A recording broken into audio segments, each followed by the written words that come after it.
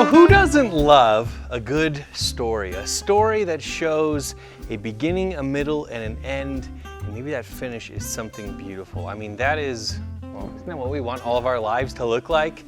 Well, you can get that on the internet if you want, and you can even get it on the internet about bus conversions if you find some of these videos out there with literally millions of views showing how somebody built like the ultimate dream rig, the ultimate luxury home on wheels out of an old school bus.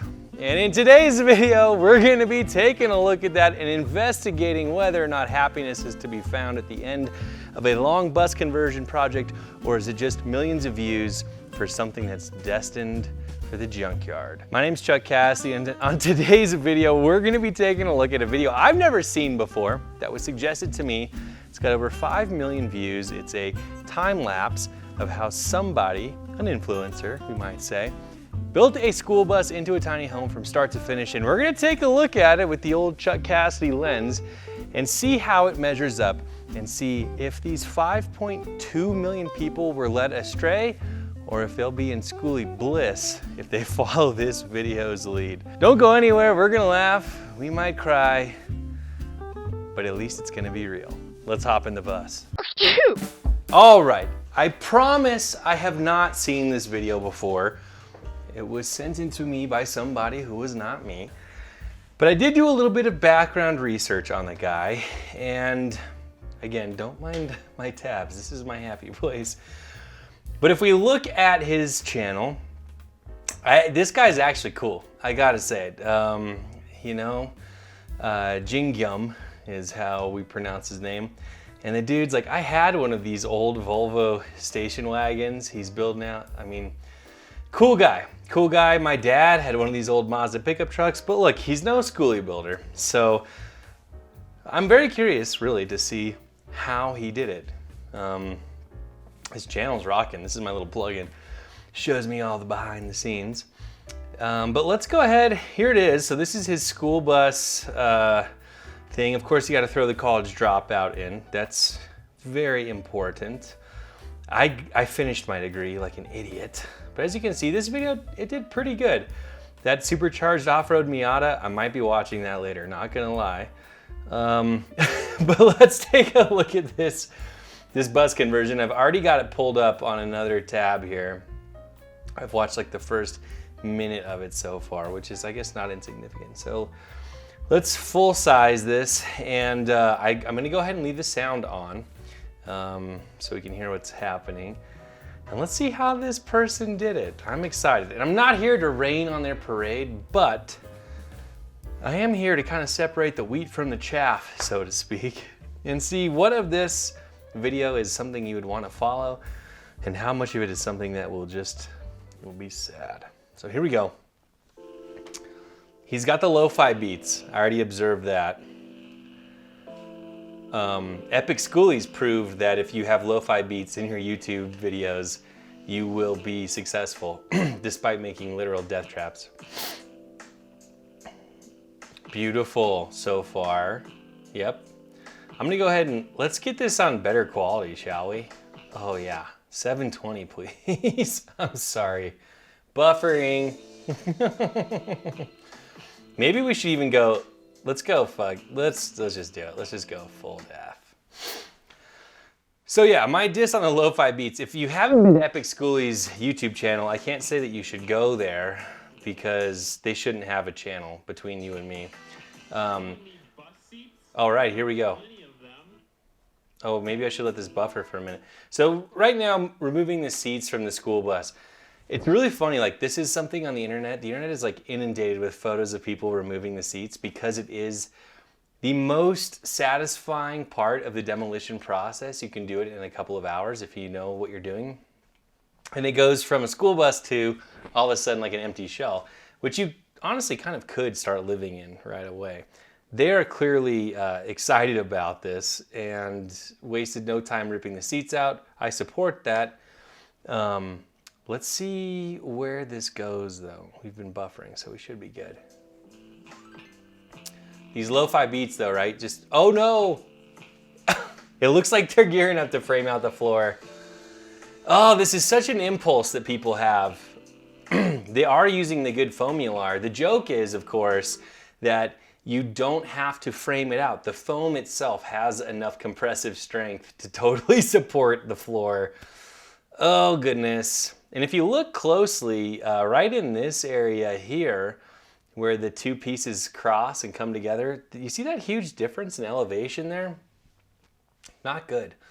And he's already going to the trouble of gluing down the flooring, so. Oh, his heart's in the right place though, that's for sure. The wood isn't in the right place, but his heart is. He's walking on it, talking about it. Nice, okay, so we're putting in the subfloor. Let's see. Yeah, that's on par for influencer construction. Now, if you look, these pieces that he's laying out, they, he cut it into like a grid, which I don't like for a lot of reasons. You end up with seams. Well, let me tell you how I would do it. In my bus, and in all the buses we did, we have our bus running lengthwise, and then we run our boards, our sheets of subfloor across that. So the only seams we have are the seams running left to right across the floor of the bus. We also use a tongue and groove plywood product so that those seams that we do have, they lock together. One can't lift up on the other, which is really important, especially if you're using really thin flooring. And we also use a 3/4 inch product. This looks like, it's hard to guess. I'm getting 5/8 inch vibes maybe. Definitely no tongue and groove. And he split it down the middle, which means you're gonna have like a 4 corners situation happening every 4 feet. When you have 4 pieces coming together, you have 4 different planes. They might appear very similar, but they're all gonna be subtly different, these 4 planes, each piece representing its own plane. Coming together, I'm not talking about airplanes, they come together in the middle and you have this crazy moment where you've got 4 different planes coming together and they're all gonna be right in the middle, right where you're walking, right where everything's visible. Not how I'd have done it, but I do like that he's gluing everything down. I hate that he framed it. And I really don't like that he's using regular OSB. The floor in this bus I'm sitting in is made with a type of OSB, but it is made by a company called Advantech. It is meant for a subfloor application, and it is extra freaking dense. This stuff is nuts, and I've even had a piece, well, my home renovation that I'm in the middle of, I left a piece out in the backyard. It's still out there now, a year and a half, almost 2. No, 2 actually, that's embarrassing. In the sun, in the rain, in the snow of Colorado, of Denver. And it hasn't done the thing that a lot of OSB does, which is kind of like explode, you know? It stayed put together. And so I feel great about having that in here. Now this cheap OSB, if you've ever gotten it wet, you'll know it will tend to expand. Now it can get wet a few times. It's designed for that.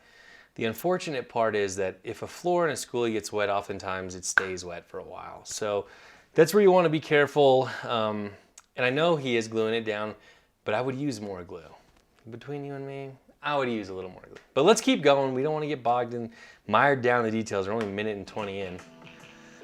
Oh, big gaps in the wood. I don't know if you saw that, but between those 2 pieces, even, oh yeah, filling it in with caulk. Which is fine. If you're gonna use like a roll type flooring though or something, you're gonna have issues where all of that will telegraph through. So dude is framing in a very intuitive way, just going between the windows, below the windows. I've built a bus this way before, and it was okay. Not really how you wanna do it. I gotta talk about the elephant in the room, which is that he didn't gut the bus completely. Left the original ceiling, left the wall panels below the windows. And you know, I lived in a bus that I built that way. It was the second bus that I did. Still left it all this way. And I wish I could say everything was fine, but like winter in Colorado was so awful in that bus. My shoes would freeze to the floor. I slept literally under several comforters. I mean, heavy weighted blankets, which was actually okay, but it makes getting out of bed very difficult. And it was so cold in there, in fact, just breathing in the dry, cold air of Colorado through my nose, it was like painful at night. So I'd actually sleep with a sheet over my head. Yikes. We're framing walls with 2x4s because we don't know any better, and that's fine, you know. The downside of framing with 2x4s, of course, is that 2x4s are far from straight, and they take up a lot of space. So your walls have this thickness that you really don't need. But you know, I'll give this guy props because his work looks quality. He just doesn't know the methods. And you know what? In the land before time, which was the land before the internet, no one knew the methods. I didn't know the methods, you know. I built my first 2 buses, 3 buses without being on the internet or knowing that this is a thing. The dude can weld, which is sick. What a nice change from that one President Che video where we were using wood to mount everything. That is a nice, okay, that's a nice battery mount. Not gonna lie, way nicer than anything I would make. I hope it's not because that's his only battery, because 100 amp hours just, that ain't very much. Looks a lot like that's his only battery.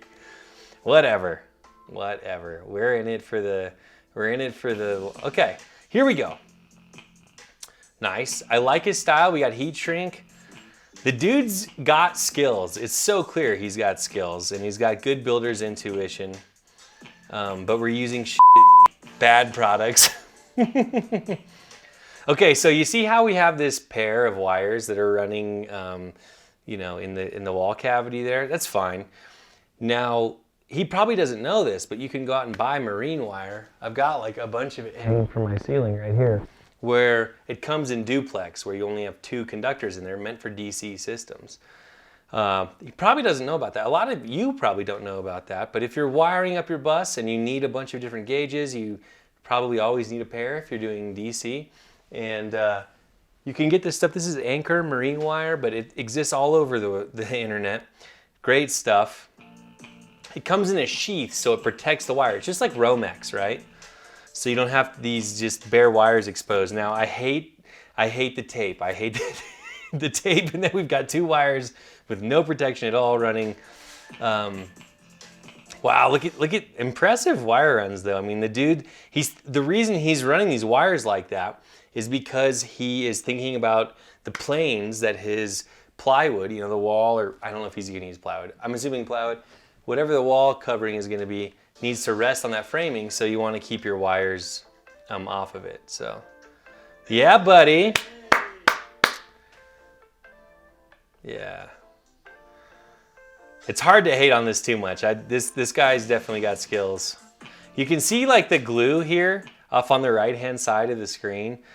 I think he had insulation glued in place, and then it was probably like, how am I gonna run my wires if I've got foam everywhere? Been there, buddy, yeah. He ripped it off, we're good. Every time he revs the drill, yep, it dims the lights. Cool, so like in that last clip you saw he had the inverter just with the plug style. Not really how I like it. I like a hardwired inverter when I can. Ooh, this looks nice though. So he's an automotive guy, and now he's getting to the automotive stuff. You can tell that's his wheelhouse because he's got this sweet little plate. What are we mounting though? Yeah, battery isolator. So that's super cool. The battery isolator, so it means he has a 12-volt house battery system. And my last video is all about maybe when those aren't the most ideal, and maybe it'll be great for him. It's a short bus after all. A battery isolator like this, I don't know this exact model, but they're all kind of the same. It's a solenoid. A solenoid is a switch. And when it sees that the battery connected on one side, your starting battery connected to your alternator, gets to a voltage that indicates that it's fully charged, it will then close the switch. It will connect the two, turn the switch on, so to speak, and allow that power to now go to your house battery and charge it.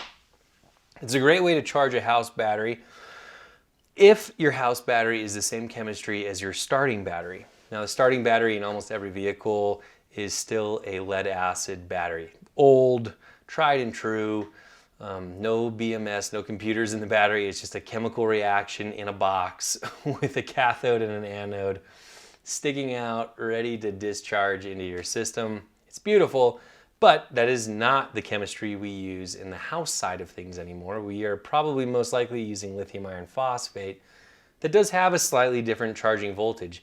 It's quite close, shockingly close, if you'll pardon the pun, but not perfect. And the bigger problem is that lithium iron phosphate, most lithium batteries have such a low internal resistance that when you apply a charge to them, they are hungry. Like they'll soak up as much charge as you can give them. And if you have a large enough battery bank on the house side, it will overwhelm the alternator on your engine. It won't be able to generate enough power, enough wattage to charge that battery bank without overheating, and you know, it's going to be overworked is what's going to happen. It will exceed the duty cycle and the output rating of that alternator. So it can be a problem. For his system, I think it's great because he only has that one battery mounted supremely, but that one battery is not going to overwhelm the alternator. This is a simple way to charge it, and he's installing it, looks like in a pretty good way. Pretty stoked. So you got your two positives coming in, then you got your negative you got to connect. This device he's attaching here right now is a major bummer because it's a battery charger. The reason he has to install this battery charger is because the inverter he installed is not something that's called an inverter charger. Most inverters that you get from Victron or whatever are inverter chargers, which means that they have an AC input in addition to their AC output. So they can make AC power from your batteries, but if you give them AC power from a house or something that you're plugged into, it will then switch over and supply your bus with power directly from that source and also simultaneously charge your battery bank. Very cool, and it does it all automatically. It's one unit, and if you unplug, it automatically switches over, and it does it all so fast that you can plug in and unplug and do whatever, and it's an uninterrupted supply of power. This guy, so I'm looking at the Windy Nation batteries that he's got right here, this charger here, it's clearly a kit. It's a kit that he bought, and it's a real shame because if you have an all-in-one inverter charger, you don't need a transfer switch, you don't need this charging box, everything's simpler, and it probably means you have a higher quality unit just from the get-go, but whatever. It's his first bus. I'm warming up to this guy, you know? It pains me that he's screwing that in by hand though. Holy smokes. Yeah, so it's definitely a kit. Dude's got some 100-watt panels going in. And you know, I don't like these 100-watt panels because those 4 panels he's putting in are the same as one 400-watt panel that you can get for cheaper. It's easier to install. It's less holes in your roof. Looks like they just ran those solar wires in. Nice. Okay, so this is cool. This is a solar entry gland. This is how you're supposed to get your rooftop solar wires into your bus. And he's doing it the right way, and I love to see that. We had another video on here where they just drilled a hole and filled it with silicone, and you know, you probably could have used some more chafe protection back there, but whatever. This dude's like really trying hard, and I see that, and I don't think this is gonna be a death trap. And that's really nice. So we're wiring up, what is this? Looks like a charge controller. Yep, charge controller. Cool. It's interesting he's screwing it into the frame of the bed. Nice, that is nice.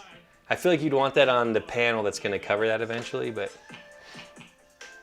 Nice, Alpine subwoofer audio amplifier, not a sub amplifier, just a regular amplifier. Dude's a car guy, gotta have some bumping tunes, you know? So far, I'm much more into this build than the President Che build. This guy actually cares about what he's making, and it's clear, and that's cool.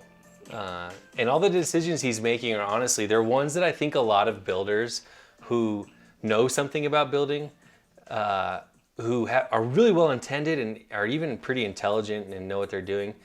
It's the same mistakes you would make because you just don't know what's available. You know, half the battle is knowing what materials and methods are out there for the purpose, even though you have all the skills to maybe achieve anything. All right, this guy's doing it, that's for sure. So we're not doing spray foam, we're gluing in the panels, and that's cool. My only beef with gluing in the foam like this is all those gaps and cracks around the sides. Those are ways where those are places where you can get warm interior air to come in contact with the cold exterior skin. It'll cause condensation. Condensation means you have water in your walls, and that's how you can get into the mold situation that is the most toxic, awful thing that could happen in your bus. But let's see, maybe he's got a plan, maybe he doesn't. We'll see if they handle it. Definitely doing a better job, I would say, than most bus converters. So we got that, right? I think he did just glue that foam directly over the glass, which is a bummer. Yeah, so the foam on the glass is a bummer. Oh boy. Killing it though with the jigsaw. I've often said, I think you could do a whole bus conversion with just a jigsaw if that's all you had. Making straight line cuts is hard, but looks like we're screwing a face on. Nice. We're doing some of that cedar. That's what I literally have in my ceiling. I definitely appreciate this video more than the President Che one. It's a lot less like, for lack of a better term, bro-y or douchey. I'm such a jerk.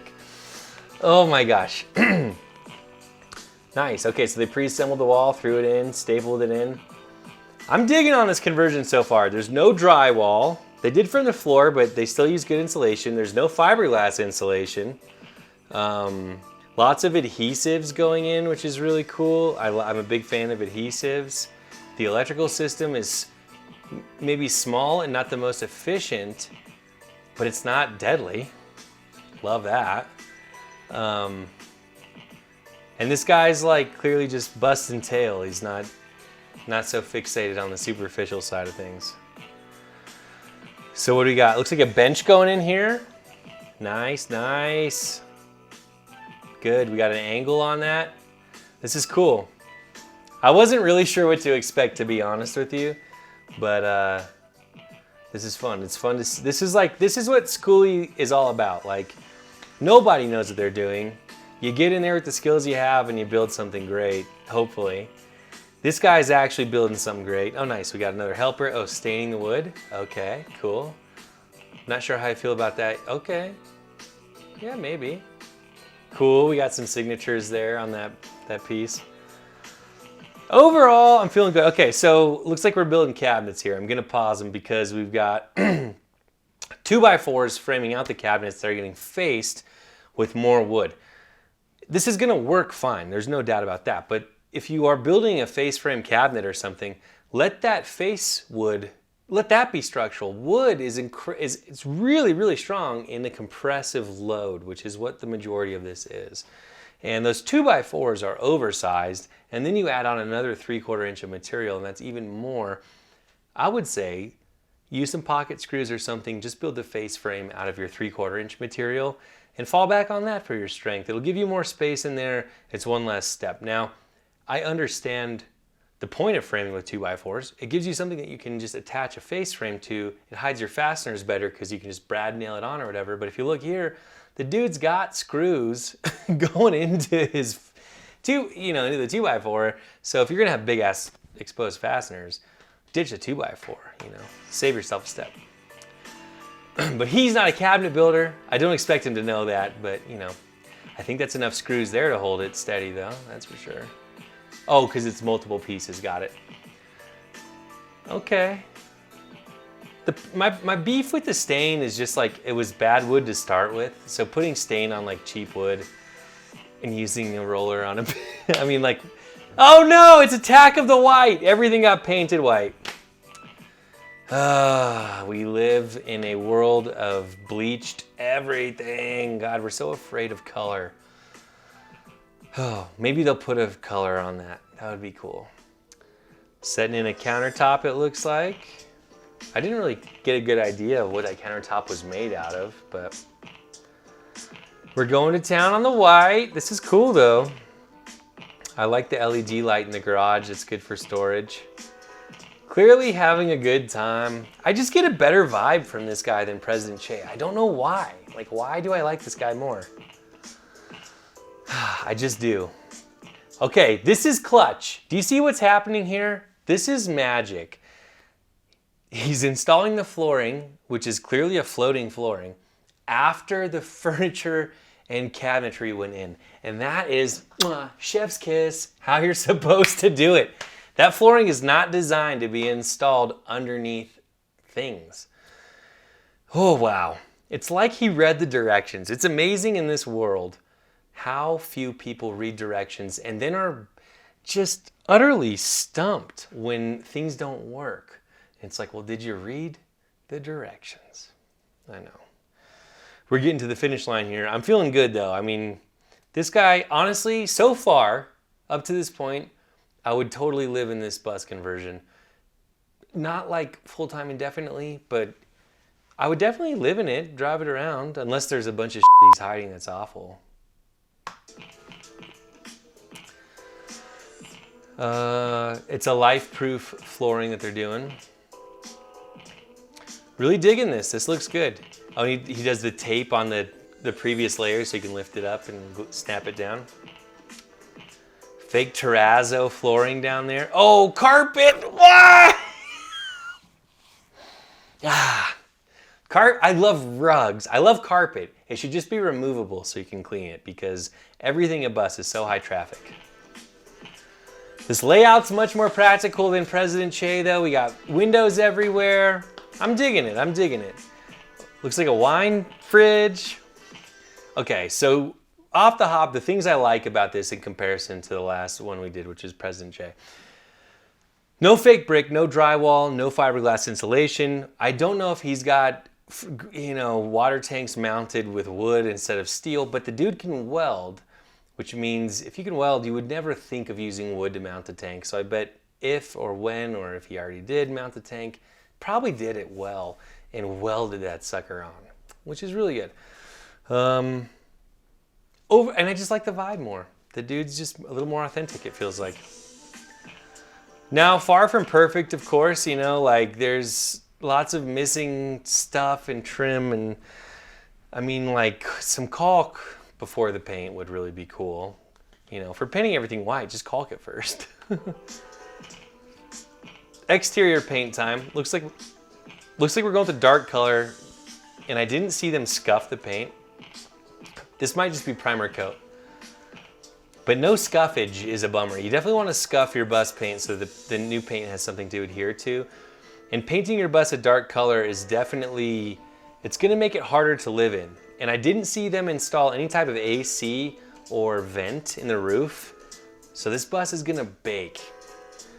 This is not it looks good, but there's no solar panels, there's no roof vent, there's no air conditioning. This is gonna be like the hottest bus in the world in the summertime. Like utterly, utterly, utterly impractical for that.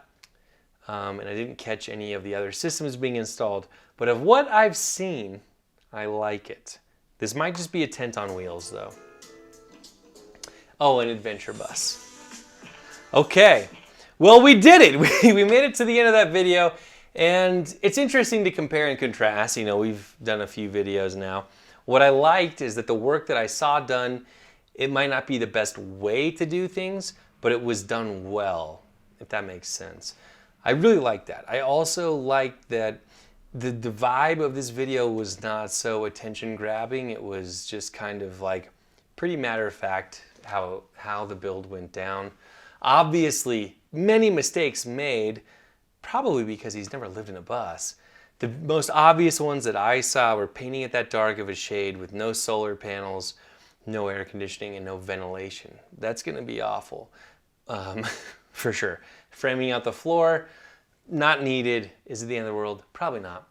Using the OSB, yeah, we'll see. The overall layout, not how I would do it. I also didn't really get an idea of like what's going on with the kitchen, bathroom. Stuff was kind of glossed over. It just kind of seemed like maybe a bed platform and a booth on wheels, but maybe that's fine for him. I don't know. Overall, from what I saw, I'm giving this C, a solid C. That's what I'm gonna give it. But I would sleep in this without worrying about my life being in danger. And that, boy, that is nice, isn't it? Oh my goodness, what a freaking build. But hey, that one was actually fun and I really appreciate this guy. I'm actually probably gonna go watch some more of his channel because I find that to be kind of interesting. I'm a bit of a car guy. Am I a car guy? I don't know. In the meantime, I'm distracted because I am gonna go ahead and pull up the notes of this video's subscribers over here on Patreon. And I'm pulling it up right now. Oh my goodness, I love you all so much. I can't wait until this list is so long I can't read it, which we're coming up upon, I think. But hey, in real time, thank you so much for supporting the channel. We couldn't do this without you. And I've talked to a lot of you in person. I feel like I know a lot of you already, but in no particular order other than first come, first served. We got Joshua Trainer, Sean Randall, Greg DeWolf, Chan, Shanti Moves, Mitchell Alliston, Scott Shura, Kitty and Moxie, Desrick, Just Skoolie, Williard Williams, Marcus Henderson, CDO75, Corey Mullins, Edward Aloco, Tyler Johnson, Kyle, Cody Thompson, Patrick Riley, Jin Mario, Swirly01, James Seidel, Steve Drumheller, Zachary Taylor, The Happy Fractal, Chad Voss, and Gypsy. Thank you so much for all you do to support the channel. Don't go anywhere because next week we're going to have an awesome video. I'm sure it's going to be great. We got a lot of stuff happening around here. My name's Chuck Cassady. Thank you for watching. We'll see you next time. Boom!